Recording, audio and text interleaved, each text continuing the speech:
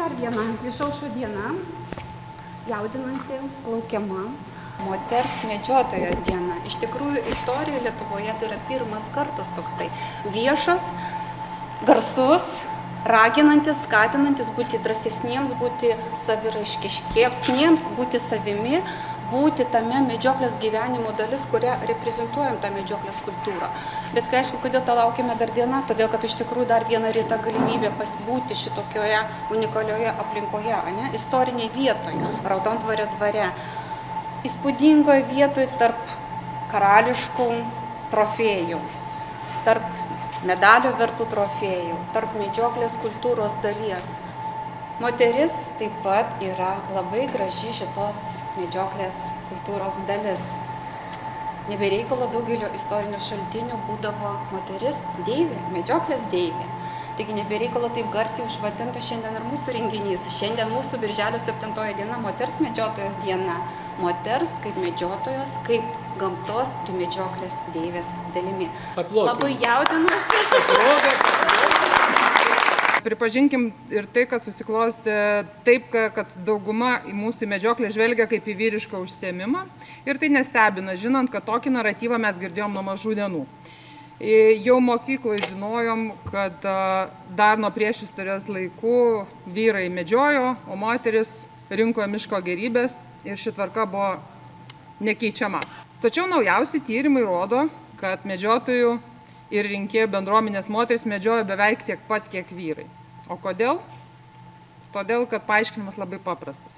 Medžioklei gentims reikėjo kiek įmanoma daugiau žmonių ir jų jėgos. Taip, kad lytis nelabai kam ir terūpėjo. Laimiai gyvenam dabar modernioje visuomeniai, kur moters neriboja tiek daug taisyklių. Ir bent jau Lietuvoje medžioklį pamatyti moteris su šautu, su ginklu ant peties, tai jau nėra kažkas tai tokio ir kažkas stebuklingo. Nors kartais pasitaiko, tiesą sakant, jau kažkam ir pasakau, teko lankytis vienam būrelyje, kuriame, kaip mano geras draugas, kuris ir pasikvietė, sakė, čia niekada nebuvo įžengusi moters koja. Mes nuvažiavom visos 3 ir mes pavadinom tai Alibaba ir 40 plėšikų, nes buvo tikrai 40 medžiotojų ir mes atvažiavom 3. Vyrų akis tikrai buvo labai didelės, bet tik tol, kol jie pamatė, kaip mes tvarkomės su laimikiu, kaip mes medžiojam ir kaip tą darome. Tuomet buvo labai linksma stebėti, kaip jie traukia telefonus, mus fotografuoja, filmuoja ir stebisi, kad vau, jūs čia taip greitai. Buvo greitai. Taip, įrodėm, kad mes tai tikrai galim. Va, ačiū. Mes irgi taip džiaugiamės iš tikrųjų. Tiesą sakant, man taip jau nutiko, kad man tenka susidurti su medžiotojų egzaminais, kursais, ar ne, Raimundai, organizuojamės tos kursus.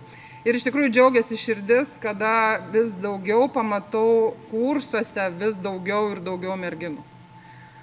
Kai pati lankiau kursus, mes buvom vos 2, dabar kursuose ir 5, ir 6, ir ypatingai didėja kiekis merginų, kas labai džiugina, iš tikrųjų. Tai kokios tos moteris medžiotojos, kaip jos medžioja, kodėl, aišku, galėtume kalbėti iš tikrųjų parom apie tai, kodėl mes tai darom, bet kokios mes, o mes visokios. Iš čia esančių mano merginų, turiu pasakyti, aš priklausau moterų medžiotojų klubui, tai mes čia esam, galiu pasakyti, kokia tavo specialybė? Padavėja. Tavo? Buhalterė. Prašau. Gydytoja. Teisininkė. Mes esam visokios. Mes esam mamos, mes esam šeimininkės, mes esam vadybininkės, mes esam specialistės visko, ar ne? Kodėl mes medžiojam? Šiandien klausiau ir šiandien ir dažnai klausiam, kodėl mes medžiojam, kas mus atvedė į medžioklę. Asmeniškai mane vienus atveda draugai, kitus atveda tėčiai, mamos, ar ne? Draugai. Mane asmeniškai atvedė mano šuo ir draugai. Va, mes savo tarpe mes turime tokių medžiotojų, moterų, kuriom trofėjų pavydėtų kiekvienas vyras. Tarp mūsų sėdi puikiai moteris medžiotoja nuo vaikystės, kurią, kiek žinau, atvedė į medžioklę tėtis. Tai čia kalbėjusi Jelena mūsų, Tučna, mūsų ir ekspertė trofėjų. Ir nuostabi moteris, galinti irgi kalbėti turbūt valandas apie tai. Taip, Jelena? Galėtum. Žinau, kad galėtum. Ta mūsų šiuolaikinė medžiotoja, kokios mes esame merginos. Mes esam linksmos, mes medžiojam atsakingai. Mes papuošiam savo buvimu, puošiam, kaip vyrai sako, mes puošiam jų kolektyvus, jų medžioklės. Taip, taip, Eugenijau, ir senovėj tai būdavo, moteris puošdavo medžioklės. Taip. Niekas negalėjo pagalvoti, kad aš tapsiu medžiotoja, bet aš ją tapau. Ačiū. Ką bet tu nebedarytai, tu turi daryti puikiausiai. Išmanyti, propaguoti, nešti tą šviesą, grožį ir rodyti, koks tai yra gražus dalykas, ko jis užsiima. Šiuo atveju mes užsiimame medžioklį. Mes esame visi medžiokliai. Nesakysim moteris medžiotoja, vyras medžiotojas, sakysim medžiokliai. Ir man iš tikrųjų didelė garbė ir malonumas pristatyti labai charizmatišką asmenį, kuris su entuziazmu atsiliepė į mano kvietimą dar kartą sudalyvauti Lietuvos medžiotojų sąjungos gamtos organizuojamam renginy, šiuo atveju parodoje. Tai Eugenijus Kerstonas, socialinių mokslų daktaras, profesorius, lektorius, 9 knygų autorius, sakė 10 jau pakeliui, gimdymas jau vyksta iš 3 tomų. Kaip nebūtų keista, sakykime, vėl grįžtam prie to, ne tik tai moteris, bet ir vyru neapsina, mes iš to šonkaulio ir išėjome, bet ta graži šonkaulio dalis, sakykime, kodėl šonkaulis? Dievas sakė, kad moteris paimta iš šonkaulio tam, kad vyras ją globotų ir visada jaustų prie savęs. Kad taip. Tai yra dar svarbi dalis, bet dargi kalbant apie to, kad mes nesidalinam, mes yra in-yang, juoda, balta, yra viskas sąjunga, yra visuma. Ir šiuo atveju puošė mūsų moterų dieną, taip pat labai žavus vyras. Nežinau. Ekspertas ne tik tai menų, bet ir madų, kas aišku ir moterim taip pat irgi aktualu ir įdomu. Ir ekspertas žinovas istorinės dalies. Minėjau, kad socialinių mokslų daktaras, lektorius, profesorius. Dar yra vienas toks gražus, labai įdomus dalykas. Jis yra Prancūzijos meno ir literatūros ordino riteris. Lietuvoje yra tik tai 5 asmenys, ponas Eugenijus vienas iš jų, kurie apdovanoti tokiu medaliu. Taigi dar kartą labai dėkui. Laukiam jūsų įžvalgų, jūsų žinių, jūsų pastabų, jūsų charizmos ir kągi. Ačiū labai. Dar kartą ačiū. Ačiū. Labai ačiū. Labai netrukdau, leidžiu jums. Man labai, prisipažinsiu, netradicinė aplinka, netradicinė auditorija galbūt mano, nes dažniausiai mes kalbam apie mados industriją, apie išvaizdos kultūrą, bet įdomiausia tai, kad būtent tame, kaip dabar mėgstama sakyti, išvaizdos kultūros kontekste, būtent aš sakyčiau taip, galbūt medžiotojiška apranga, apdarai, visa atributika vis labiau įsiveržia į vieną arba kitą madingą tendenciją, kokie nors elementai. Tai čia tikrai labai didelis yra kūrybos, toks, sakyčiau, galbūt vandenynas, terpė kūrybai, savikūrai, tą, ką ponia Jelena minėjo.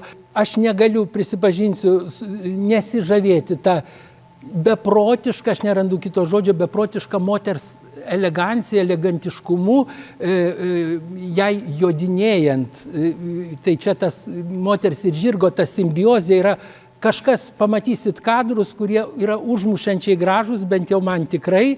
Ir žinoma, reikėtų čia turbūt skirti tas Amazonės, kurios 19 amžiui vaidino medžiotojas truputėlį. Reikėtų, jeigu grįšim į retrospektyvą dar truputį arčiau, reikėtų skirti viduramžių aukštakilmius ir aukštakilmes moteris, kurios taip pat vienaip ar kitaip buvo susijusios daugiausiai su sakalais, su sakalų medžioklė ir mažųjų žvėrelių. Aš atsiprašau už terminiją, nes aš jos nesu įvaldęs medžiotojiškos terminijos, bet jūs suprasite, apie ką kalbu.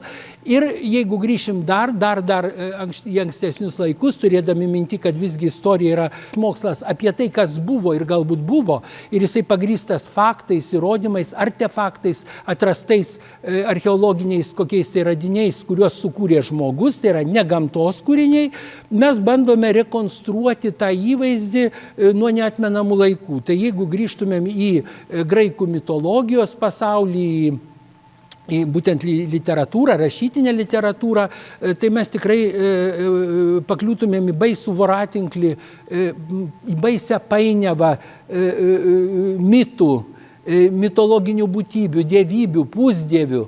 Ir aišku, kalbant apie medžioklę, jūs matote, čia aš parinkau banerį, bene svarbiausia figūra tai yra Diana, medžiotoja Diana, kuri yra graikų medžioklės deivė. Ir šitas paveikslas yra laikomas 17 amžiaus pirmą pusę, laikomas viena sėkmingiausių kompozicijų vaizduojančių Dianą. Jūs matote dar vieną labai įdomų epizodą, mes nematom realiai Dianos veido, jį pučia ragą, nusisukusi nuo žiūrovo, taip sugalvota autoriaus yra, bet matom nepaprastai gražų tiem laikam elegantišką judesį, pasižiūrėkit kokia kojų pozicija, judesys tarsi veržlumas į priekį ir kvietimas į medžioklę. Tai šiaip jau tai yra labai didelė svarbos simbolinė figūra, iš kurios išsirutuliojo daugybė šalutinių mitų visokių. Ir žinoma, svarbiausia tai, kad Diana yra ir linksma, ir liūdna, ir mylinti gyvūnus, ir juos baudžianti, ir mylinti žmonės, kurie juos medžioja, ir juos globojanti, ir baudžianti, jeigu neteisingai jie medžiojami, taip kaip suprasta tais laikais. Tai yra tiesiog bandoma kalbėti, galbūt fone, metaforiškai viską minite apie tai, kad visgi gyvūno skriausti negalima. Vienaip ar kitaip jo kankinti negalima, bet jisai mums būtinas ir tais laikais be abejo mes šiandien nekalbam apie tai, kad tikriausiai medžiojame todėl, kad mes labai išalkę, neturim ko valgyti, bet yra keli veiksniai, kurie visgi lemia tokią fizinę būtinybę. Visų pirma, žmogus yra ne tik žaliavalgis, bet ir mėsėdis savo prigimtį. Mes žinom, kuo žaliavalgiam baigėsi atsisakymas valgyti mėsą, ar tai būtų paukščiai, ar žuvis, ar kas nors. Taip, bet iš esmės tai yra, žinoma, ne poreikis pavalgyti, bet bent jau Prancūzijoje, kur man tenka būti, tai yra ir gamtos, ir žmogaus ryšio įrodymas labai artimo. Ir apie mus turbūt tą patį galim pasakyti, ir jūs man padėkit irgi pritarti arba paneikit kokį nors faktą, galbūt aš ne viską žinau, be abejo, bet taip pat ir proga, kaip prancūzai sako, se démontrer, pasirodyti, moterim pabūti elegantiškom ir būti parodytom vyrų visuomeniai, įrodant, kad jos niekiek neblogesnės jodinėtojos, raitelės, jos nepaprastai gražiai atrodo balne ir, žinoma, įrodymas, kad, kovojant už moterų teisės, dabar reikia jau įsivaizduoti, kad mes lygus. Taip viskame kame. Kokia ta veikla bebūtų. Nereikia įsivaizduoti, kad moteris ta bejėgė, prie puodo, ten silpna, vaikai verkia, jai niekas daugiau nerūpi ir tik tai motinystės instinktas, viskas galioja. Bet lygiai taip pat ir poreikio egzistuoti, gyventi, džiaugtis gyvenimo instinktas taip pat galioja. Taip, kad kas domitės labiau graikų mitologiją, tikrai pasidomėkite tą deivę medžiotoją, kuri dažniausiai siejama su medžiotojiška kultūra, o šiaip yra įdomu tai, kad ir tą, ką jūs, ponia Jelena, pasakėte, tai, kad juk priešistorinis žmogus yra irgi iš tikrųjų ne tik vyras, bet ir moteris. Tai štai, matome deivę Dianą čia ir jos nimfas.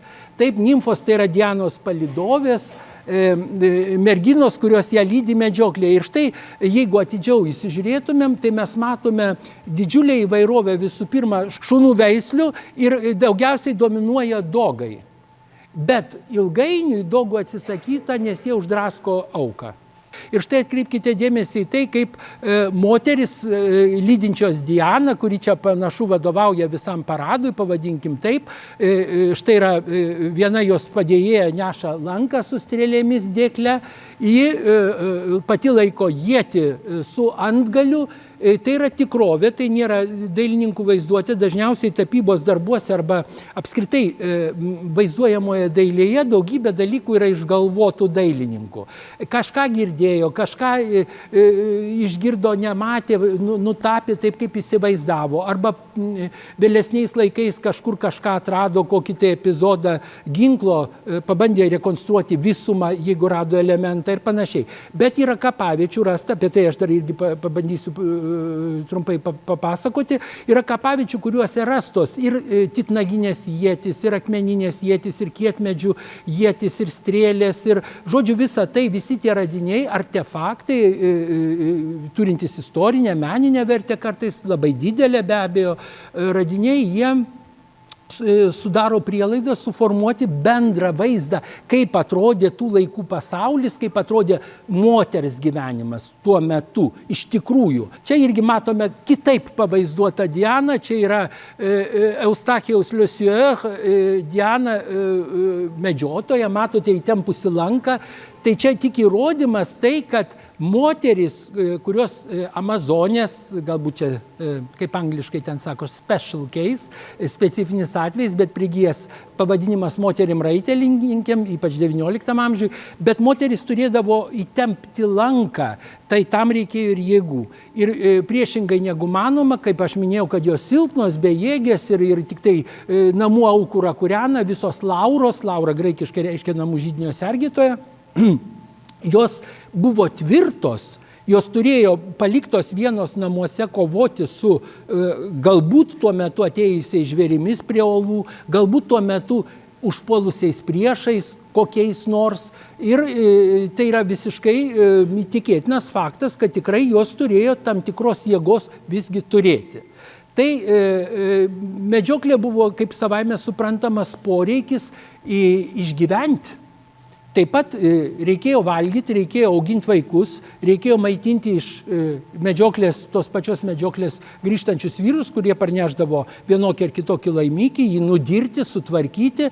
Ir tai vėlgi galbūt čia galėtumėm įvertinti tą moters specifiškumą, jos indėlį į medžioklės galbūt tam tikrus epizodus, galbūt ne pačią medžioklę nušaunant, nužudant ar pagrobiant, įpainiojant žvėrį kaip nors, bet taip pat ir sugebančias sudoroti, apdirbti, paruošti maistui tai, kas yra sumedžiojama. Ir žinoma, kailiai, jeigu kalbam apie kailius, apie žvynus, jeigu į žvejybos rytį nueitumėm truputėlį, tai visa tai buvo panaudojama buityje, vienaip ar kitaip prisitaikoma ir, aišku, aprangoje. Gamtos sąlygos yra, aišku, labai įvairios mūsų pasaulyje. Dar įdomus faktas, mano knygoje, kurią aš parodysiu tą progą irgi, ji vadinasi Meniniai audiniai, personažų išvaizdos triumfas. Čia yra, mes pakalbėsim apie meninius audinius, vadinamus gobelenus. Čia yra kelios medžioklės iš prancūzų pilių meniniai audiniai. Aprašytas labai įdomus faktas, kad išvarydamas iš rojaus dievas Adomą ir Ievą, kad jau visiškai pliki nesitampytų, numetė kailį apsirengti. Reiškia, kažkas turėjo jį nudirti, koks tas kailis buvo nelabai aišku, ar ten avelė, ar ten žvėriuko kokio, bet palydėjo, kad jau ta žmonija nebūtų visiškai nuoga. Čia jūs matote Meleagrą žudantį Kalidono šerną. Tai yra taip pat mitologinė būtybė, knygoje apie tai yra aprašyta. Matome, kad mitologijoje, kuri skiria dailininkus 17 amžiaus renesanso laikų, dar anksčiau, nuo graikų yra nepaprastai didelis atstumas laiko atžvilgių, taip, bet jie vaizduotė skatinami visgi neatsisako tų temų ir kokia tai bebūtų medžioklė. Ir čia mes matome taip pat, be Meleagro mes matome moteris dalyvės, medžioklės dalyvės. Aš paskui irgi padėkim jo. Moteris, kurios taip pat dalyvauja medžioklėje. Tai štai labai įspūdingi strėlių dėklai, žinoma, kalbant apie kostiumo istoriją, mes taip pat nepaprastai daug įdomios informacijos, įdomių žinių semėmės iš tapybos darbų, iš vaizduojamosios dailės darbų, iš mažosios plastikos, apžiūrėkit parodą, nepaprastai gražių epizodų yra. Taigi grįžkim prie Dianos, štai matome, kaip vaizduojama Rubenso tapybos darbe. Ir Diana, tik priminsiu, kad jį vadinama, romėniškai jį vadinama Artemide. Graikų ir romėnų mitologijos sąsajos yra labai aiškios, labai bent jau personažo atžvilgių. Įvykiai šiek tiek yra iškraipyti, kitaip pateikti, bet tai yra suprantama. Istorija padaro savo, atstumai padaro savo, žmonių įspūdžiai ir kalbėsena padaro savo, taip kad tos įtakos visiškai aiškios yra. Tai pasižiūrėkime dabar jau galų gale, man atrodo, kaip atrodo pirmykščiai žmonės. Štai jis, vyras ir moteris. Hermes išdrįso tiesiog rekonstruoti, aš čia dailininkų jau turbūt pavardžių nepasakysiu, bet labai juokingai atrodo, matome, kokia nepaprasta meilė juos sieja, kaip jie apsikabinę eina per tą ledyną, dar plaukuoti, be jokių drabužių, be nieko. Ir čia vat neįtikėtina, Erle, jūs matote įrašą, anksčiausios žmonių giminės, taip turbūt, giminaičiai. Anksčiausiai žmonių giminaičiai.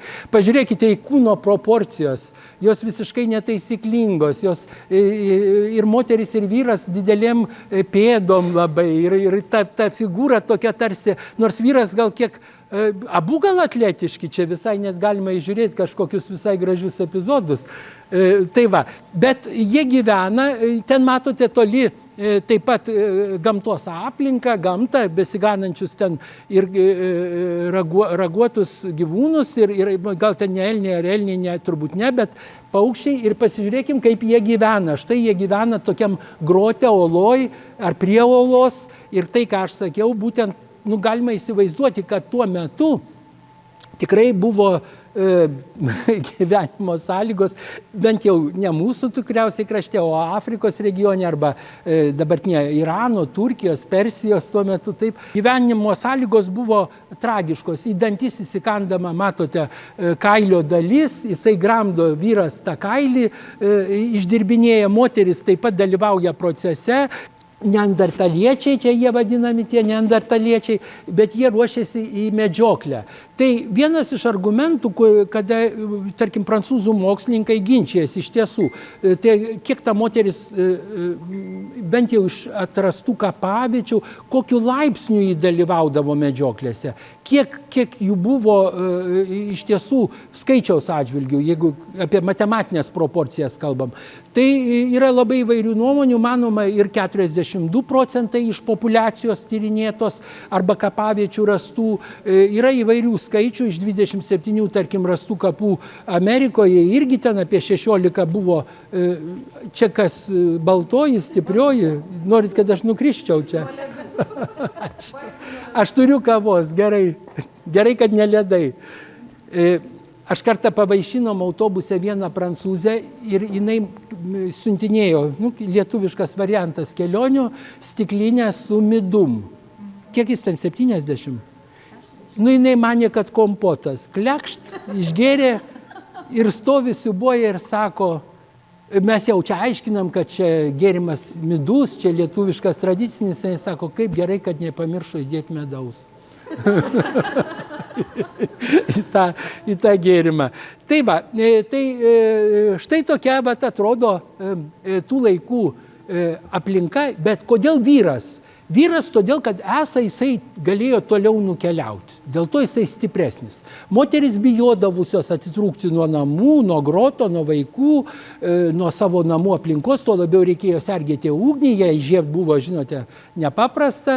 Ir čia tarsi yra argumentas, bet yra visokių nuomonių ir, kaip aš sakiau, skaičiai irgi atrastų kapaviečių kartu su ginklais vienokiais ar kitokiais, strėlimis, ietimis, vėliau lankais, tarsi įrodo, kad visgi moteris medžiojo, aktyviai dalyvavo Ir iš tikrųjų manoma, kad jų būta budrių, labai tvirto sudėjimo.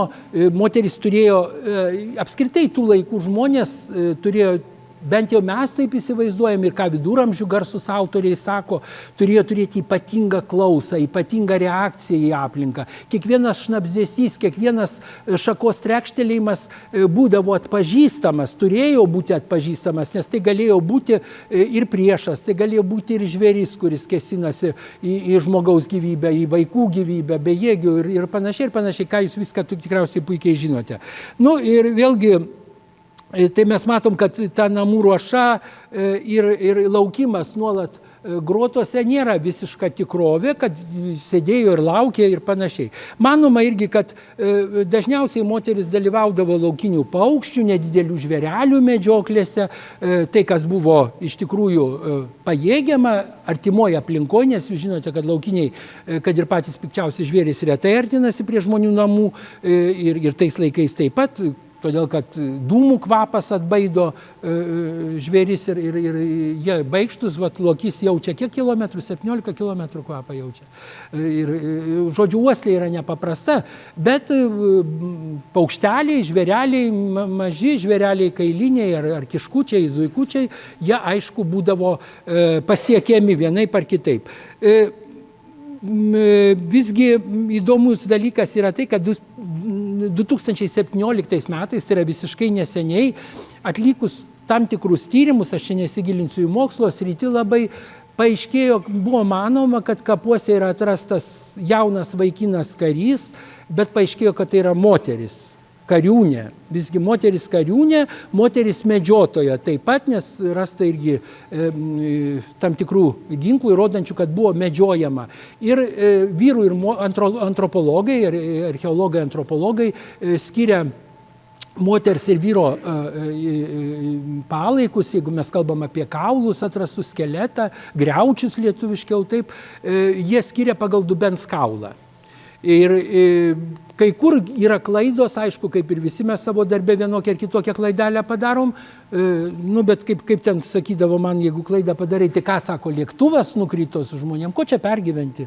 Tai nėra ko pergyventi, jeigu ir antropologai kartais suklysta ir galbūt ne visada pavyksta įrodyti, bet dažniausiai yra taikomi tam tikri kriterijai, aš manau lygiai taip pat kaip nustatant amžių, tarkim, taurio elnio ar kitų gyvūnų, taip pat yra padaroma viena kita klaida, bet nemanau, kad tai gali būti blogai. Tai dar ką norėčiau pasakyti, kad tašyti akmenys, elnių ragai, kaulai, kietmedžiai, sakiau, lankai ir žinoma, kad visi tie įrankiai buvo visai neblogai įvaldyti, nes mes išgyvenom, mes čia, on est vivant, mes gyvi, tai todėl, kad viskas tęsiasi, taip, reiškia medžiota ir čia. Aš žinau, kad ekspozicijoje yra labai išsami medžiaga apie medžioklę Lietuvoje.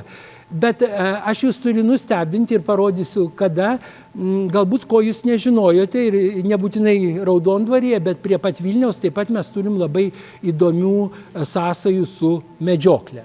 Ir šita paroda man irgi primena vieną dvarą, kuriame interjeras buvo įrengtas absoliučiai taip, kaip aš čia matau jūsų parodą.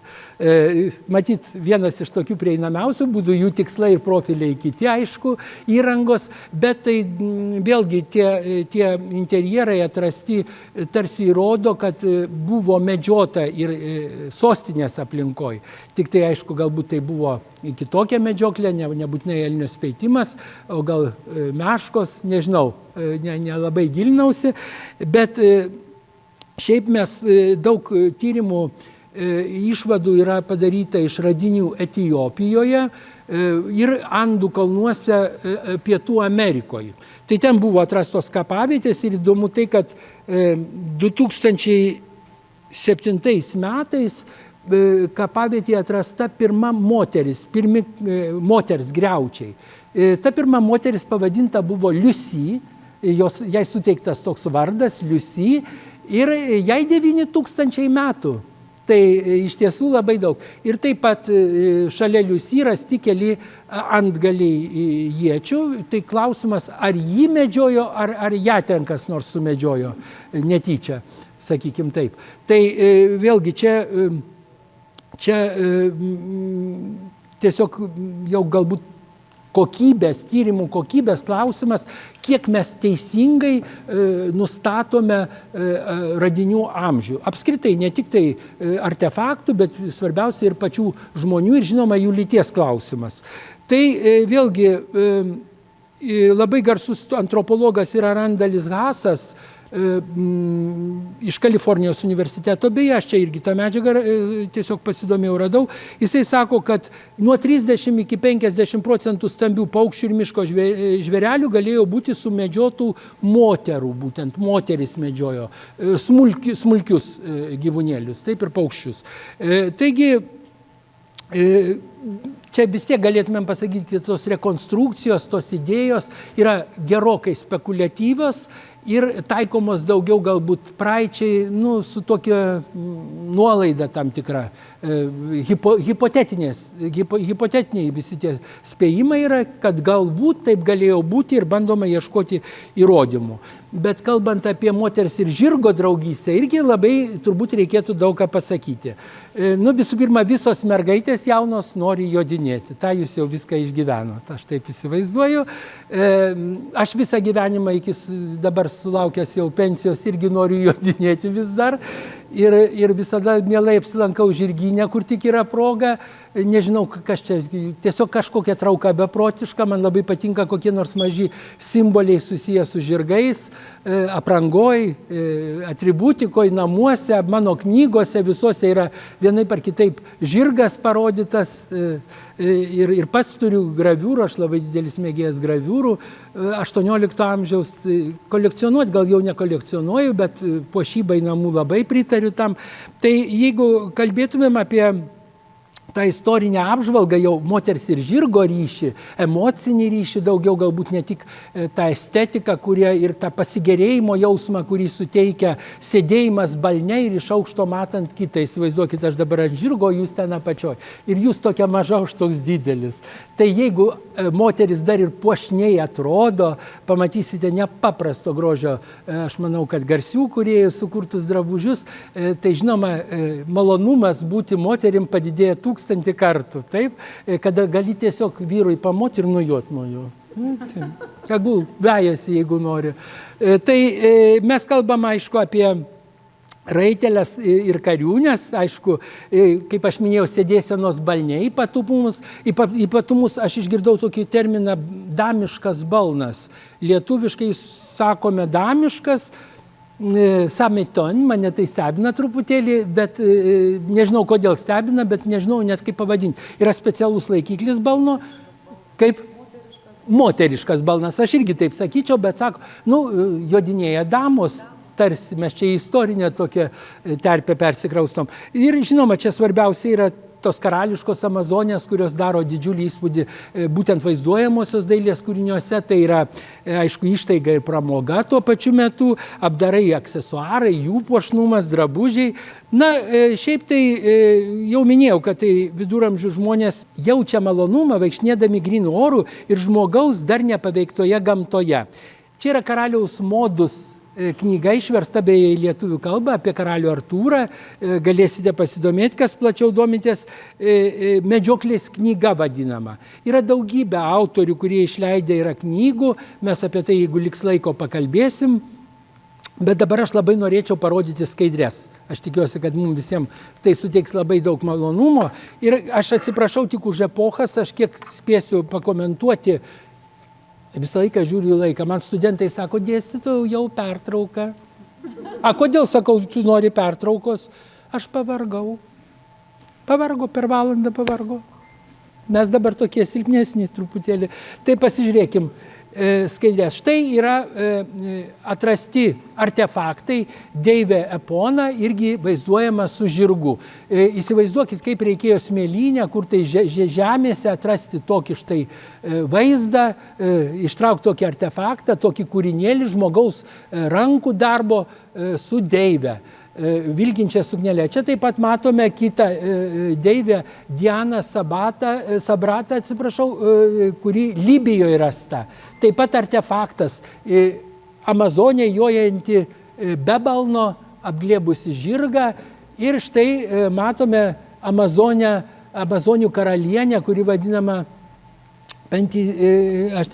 Penteizelėja, tokie vardai neįprasti, kaip vaizduojama graviūruose XIX amžiui. Tai štai iš tikrųjų įrodymas, kad negalėjo tai būti vien tik dailininkų sumanymas, negalėjo būti tai dailininkų fantazija nuo iki, o mes matome iš tikrųjų tikriausiai painterpretuotą mitą, istorinius faktus, taip pat susijusius ir aišku, tikrovėje egzistavusi ta, kaip aš dažnai sakau, ta daiktiškąją tapatybę. Tai yra daiktus, kuriem priskirtumėm ir galvos apdangalus ypatingus, ir skydą matome išpuoštą taip pat bareljefų, ir vaizduojančių ten kažkokius žvėris, ir taip pat nepaprasto grožio žirgų gūnios. Žirgai taip pat buvo išpuošiami žvėrių kailiais, tai yra juos reikėjo irgi sumedžioti, ir žinoma, žirgas papuoštas leopardo kailiu, kur čia mes matėm leopardą, atrodė labai įspūdingai ir suteikia raiteliui, suteikia jo statuso svarbą. Tai yra nebūtinai tikriausiai pats raitelis sumedžiodavęs tą leopardą, bet tai, kad jis joja žirgu papuoštų leopardo kailiu ar kito laukinio žvėries, ypač karališkų žvėrių, liūtų ar gepardų ir ką ten galima dar įsivaizduoti, įrodydavo jo išskirtinį statusą ir drąsą. Svarbiausia jo dvasinės tapatybės, ta savybė drąsa, kad jisai drąsus, jis nebijo. Ir štai jo žirgas taip pat vertas, ir jis, ir žirgas to žvėries, gudraus žvėries, sugebančio gudrauti, kuris sunku sumedžioti kailį. Žana d'Arc irgi puikiai raitelė, aš tik ir istoriniam prieskoniui pasirinkau šitą iliustraciją iš leidinio. Jau matome renesanso, viduramžių vėlyvųjų renesanso drabužius, o čia iš tikrųjų XIX amžiaus graviūra yra iš leidinio. Ir štai matome Šarlotę Teobaldi, jau XIX amžiuje šokančią per kliūtį, ir ateityje irgi pastebėsite, kaip nepaprastai gražiai atrodydavo moteris, raitelės, jodinėtojos, vilkėdamos šilko arba taftos, tampriai austo šilko drabužius ir sėdėdamos permestomis kojomis į vieną pusę. Sėdėsena yra irgi įvardyjama, prancūziškai turi du terminus, apžergus kojas ir į vieną pusę laikant kojas. Tai elegantiškas jojimas, jeigu taip jį galima sąlyginai būtų pavadinti, yra susijęs su sėdėsena vienoje pusėje laikant kojas. Apžergus kojas XIX amžiui buvo laikoma sportiniu jojimu, antroje jau pusėje, 20 pradžioje, bet laikoma, tais laikais dar buvo laikoma vulgariu. Moteris negalėjo būti laikoma elegantiškai, jeigu jie apsižergusi joja žirgu. Ir atkreipkite dėmesį, iš vyrų pasisavintą galvos apdangalą, cilindrą, skrybelę cilindrą ir papuoštą kaspinu. Tai yra vyriška iš tikrųjų skrybelė, moteriai skrybelaitė, turbūt taikytumėm tą pavadinimą, bet kada klausia prancūzų, ypač prancūzų ir anglų, taip pat anglai labai padarė beje didelį poveikį prancūzam, ypač tame žanrėje raitelių aplinkoje ir aprangoje, viskame kame. Tai kam tas kaspinas? Jodama, moteris laikydamas už balno, aišku, spirokliuoja, taip, siuvoja, ir kaspinas plazda. Ir sako, kam to reikia? Atsakymas visada labai gražu. C'est très beau, jie sako. Kam tas ką? Tai tikrai labai gražu, lygiai taip pat kaip yra kitas sritis dendžiai, puošeivos mūsų sampratoje nebūtinai, arba kartais apie snobus kalbam, čia kitos temos truputėlį, bet jie irgi kaklaskarės ryždavosi 100 variantų, 3 kart per dieną perryždavo, 7 kartus keisdavo drabužius iš neturėjimo ką veikti ir panašiai. Tai čia tik taip iš šalies šiek tiek. Tai va, pasigrožėkime prancūzų aukštuomenė, aristokratai, taip pat ir šiandien jūs čia matote jau elnio speitimo epizodą pavaizduotą vaizduojamosios dailės darbe. Čia matome jau anglų labai didelę įtaką irgi, bet prancūzai turi savo savo ypatumų ir matote, vyras vilki raudoną drabužį, jis vadinasi abirūž, abitas, raudonasis abitas, tai ne vienuoliška apranga, bet abirūž yra raudonoji liemenė, raudonas puspaltis, kaip norit surdutas, yra moterų žiniai, vyram galite padovanoti, bet subtilaus tokio supratimo, Givenchy yra kvepalai, abirūž, vyriški, tualetinis vanduo, labai gražiai irgi raudona įpakuotas flakoną, tokį specialų, bet kiekvienas ekipažas turi savo spalvą, nebūtinai abirūž, bet viena iš tradicinių aprangų yra ta. Nu ir galvos apdangalai. Dabar mes matome tas įprastas raitelių kepuraitės, aksominės įprastai, šalmą aptaisytą aksomų, kuris patobulintas, kad nukritus neatsitiktų nelaimė, bet moteris ilgą laiką ir dabar norėdamos pasipuikuoti puošiasi triragių, trikornų, vadinamą trikampę tokią skrybelaitę, kuri yra labai įspūdinga, iš tikrųjų ir 18 amžiaus kūrinys. Tai pasižiūrėsim, štai Anglijos karalienė Elizabeta II amžinatilsį, taip pat buvo puikiai jojikė. Negirdėjau, kad ji dalyvautų lapių medžioklėje Anglijoje, į prancūzų elnio speitimo medžioklė panaši lapių medžioklė yra. Mes dažnai matom anglų graviūras, anglų tapybos darbus, bet jie speitė tik lapes, medžiojo tik lapes, kiškius, mažuosius žvėrelius.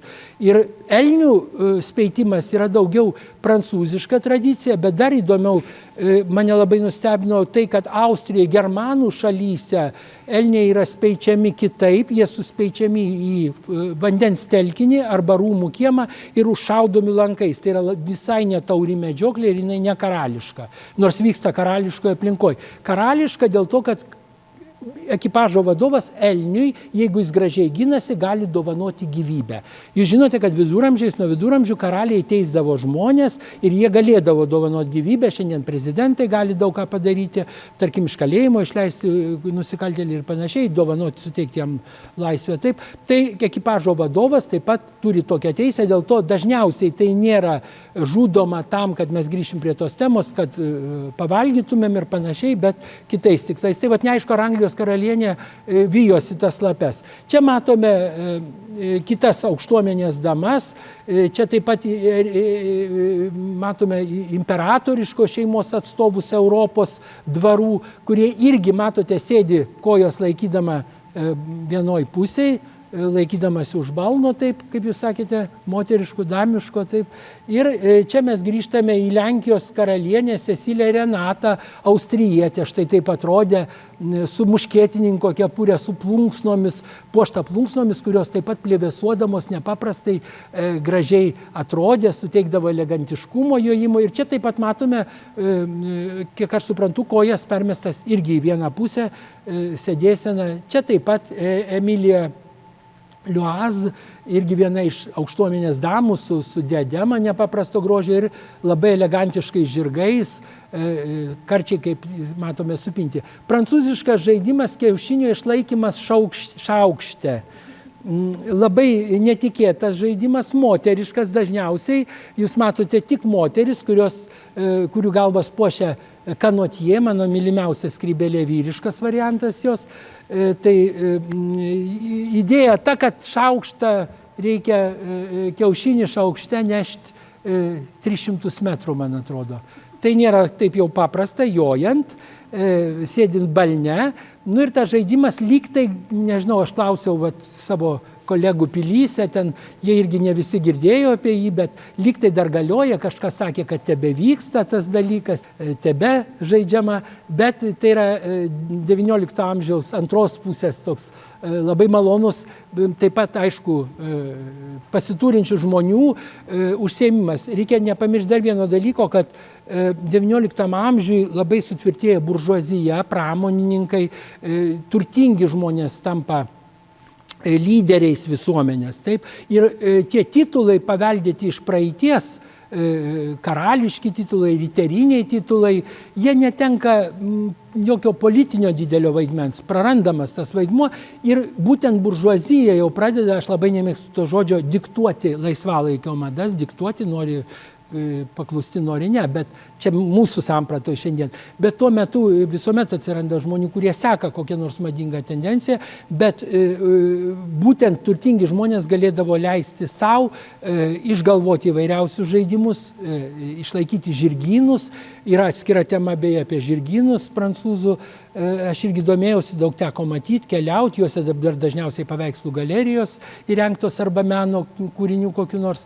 Tai štai jie pradėjo dominuoti žirgų pasaulyje ir įskaitant į tą medžioklę elnio speitimą. Kad medžioklės tradicija, speitimas, elnio speitimas dažniausiai moteris dalyvauja medžioklėje, kaip aš sakiau, bent jau priimdama laimikį, sutikdama medžiotoją. Kaip ten sakydavo, laukia ant balto žirgo atjojančio princo kažkas vis. Taip? Tai atsakymas, jeigu pačios neieškosit, net jos. Reikia ieškoti, kuris ten jodinėja, po miškus reikia bėgioti. Aš kartais galvoju, kodėl mes savo Lietuvoje, tie, kurie jodinėjom, viską sumetėm kažkaip lyg ir tokį sportinį žanrą, kodėl nepasidarius šventės tokios, su tais gražiais apdarais, pasimaivimu tokiu. Nu, kodėl vyrai automobilius gali rodyti gražius ten, kas konfai, ką mes darom? Tai vat reikia pagalvokim įvairovės dėliai, kad parodyti, čia pajodinėtų mums kas nors su tokiais gražiais apdarais. Kaip aš studentų klausiu, aš sakau, klausyk, tu padarėjai nuostabų korsažą, korsetą, mes matom, bet dar pridėk, nors sakau, tam įspūdžiui baroko tema buvo. Dėstytojau sako, taigi viskas taip brangiai kainuoja.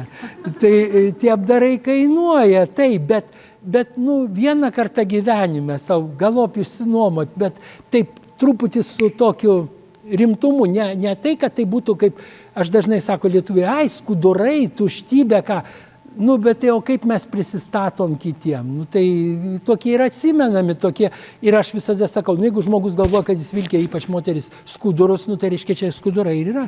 Bet jeigu aš galvoju, kad aš vilkiu drabužį, kuris man patinka, tikrai tai yra drabužis, tai yra mano daiktiškoji tapatybė, tai yra aš, taip, mano dalis. Paskubėkim, žinau, kad kaip ta sriuba? Ir kartais prisipaišai, prisitatuiruoji, prisideda, mano ateina dabar čia su tokio, kažkas tokio, sėdi su, taip, su grandinėm, jie sėdi, iš nosies eina grandinė jausi, rašo, aš galvoju, kaip čia neužkliūna bet labai mes taip draugiškai bendraujam ir aš vieną kartą, aš truputį nukrypsiu nuo temos, dar minutę, žiūriu dekoltė ir drugelis ištatuiruotas, nefertytė. Žodžiu, sėdi Nefertytė, tatuiruotė ir aš taip žvilgtęs tą drugelį maivos prieš mane. Ir aš kažką ten paklausiau, dėstytojo sako, mūsų tėveliai taip kaip jūs nekalba. Aš sakau, tai ką jie keikėsi? Ne, jie tokių žodžių nežino, kaip aš irgi nežinau jūsų žodžių. Tai būna, kad mes nežinom žodžių, bet kartais norisi ir jiems sužinoti kokį nors naują žodį, bet tėveliai net nežino. Tai sakau, tai nuneš kompiuterių, parodyk tėveliam, ką čia mes kalbėjom, ką tu čia užsirašai. Aš ne viską spėjau, bet tatuiruotę suspėjau pasidaryti. Tam laiko radom, tai pasižiūrėkit, kas gali būti dar gražiau. Kažkas tokio. Žodžiu, matom, kiek variantų puošybos yra ir kaip gražiai atrodo tos silpnos moteris jodinėtojos. Aš manau, kad daugybė vyrų neišdrįstų. Aišku, kad atsirado fotografija irgi 1875 metais, jau Amazonės raitelės fotografuotos buvo. Ir dažnai sakoma, kad nuotrauka nemeluoja. Labai mėgstu fotografus, labai ačiū šiandien nuotraukas, tarp kitko, aš daug dirbu su fotografais. Labai geri žmonės, o dar jeigu mano bendravardžiai, tai iš viso gerai. Tai tikrai mes pamatom jau daugybę epizodų vaizduojančių moteris fotografijoje, tai galėtų būti atskira tema, moteris medžiotojas, moteris raitelės, Amazonės ir sportininkės taip pat. Parodyčiau dar, žinoma, daugybę įdomių dalykų, eikim tos skanios sriubos paragauti. Ir šur. Reikia leduką, aš ledų pardavėjas kviečiu, tegu atsivaro vežimėlį, čia po to desertą. Kiek išpirkai, nepats. Arba tiek, kiek virėjai. Prašom, imkit blidelius. Nereikia valgyti, dar įpilsit dar 3 kartus. Ne, ačiū svarbu. Ir atsiplatinom gal ratas, jau paplatinom. Aš galiu atsisėsti ant šlako.